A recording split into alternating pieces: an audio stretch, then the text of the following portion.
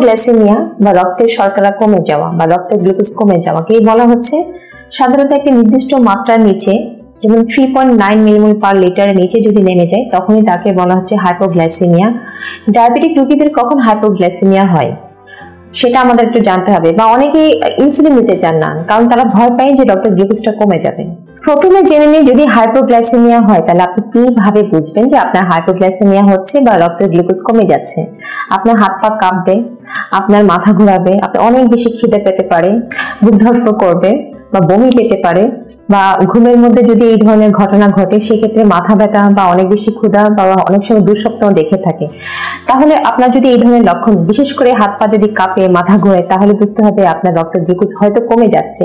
যদি সম্ভব হয় সেই সময় আপনি যদি পারেন একটি গ্লুকোমিটার দিয়ে রক্তের গ্লুকোজের মাত্রা জেনে নিতে পারেন আসলেই আপনার হাইপোগ্লাইসেমিয়া হচ্ছে কিনা। আর যদি সম্ভব না হয় সেই সময় আপনাকে কিছু না কিছু মিষ্টি জাতীয় খাবার খেয়ে নিতে হবে, কারণ এটা একটি মেডিকেল ইমার্জেন্সি। সাথে সাথে এটা চিকিৎসা যদি আপনি না নেন তাহলে কিন্তু আপনি অজ্ঞান হয়ে যেতে পারেন বা বিভিন্ন রকমের সমস্যা বা কমপ্লিকেশন দেখা দিতে পারে। সুতরাং হাইপোগ্লাইসেমিয়ার লক্ষণ যদি দেখা দেয়, আপনি যদি বুঝতে পারেন আপনার রক্তের গ্লুকোজ কমে যাচ্ছে, তাহলে সাথে সাথেই আপনাকে কিছু খেয়ে নিতে হবে এবং জেনে নিতে হবে কেন আপনার গ্লুকোজটা কমে যাচ্ছে। আপনি হয়তো বলতে পারেন আপনি খাননি ঠিক সময়ে, এটা একটি কারণ।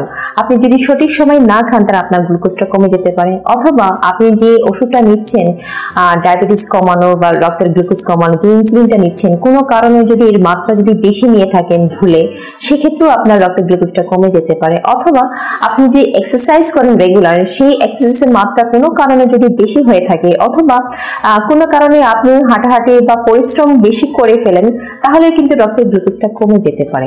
সুতরাং আপনার এই ধরনের যদি অবস্থা হয় যে আপনার ঠিক সময়ে আপনি খেতে পারবেন না বা আপনার একটু বেশি পরিশ্রম করা লাগবে, সেই ক্ষেত্রে আপনাকে আগেই একটু এক্সট্রা খাবার খেয়ে নিতে হবে, অথবা আপনার সাথে সবসময় কিছু খাবার রাখতে হবে, বিশেষ করে বিস্কিট বা কোনো মিষ্টি জাতীয় খাবার সাথে রাখতে হবে, যাতে করে আপনার যদি টাইমটা যদি আপনার ফেল হয়ে যায়, যে সময় আপনার খাওয়া উচিত ছিল সেই সময় আপনি কিছু না কিছু খেয়ে নেবেন। আর আরেকটা ব্যাপার খুবই দরকার, আপনার ওষুধের মাত্রা কমানো লাগবে কিনা। আপনার যদি টাইম ঠিক থাকে, এক্সারসাইজের মাত্রা ঠিক থাকে, তারপরে যদি আপনার রক্তের গ্লুকোজের পরিমাণ কমে যায়, সেই ক্ষেত্রে আপনার ডাক্তারের সাথে পরামর্শ করে আপনার ওষুধের মাত্রা বা ইনসুলিনের মাত্রাটা ঠিক করে নিতে হবে।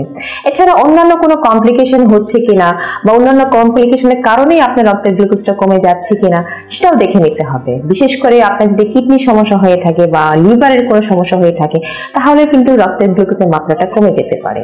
সুতরাং আপনি ডাক্তারের পরামর্শ নিন এবং সঠিক সময়ে সঠিক খাবারটা খাবেন, সঠিক মাত্রায় সেটি নিচ্ছেন কিনা সেটাও দেখে নেবেন। ধন্যবাদ।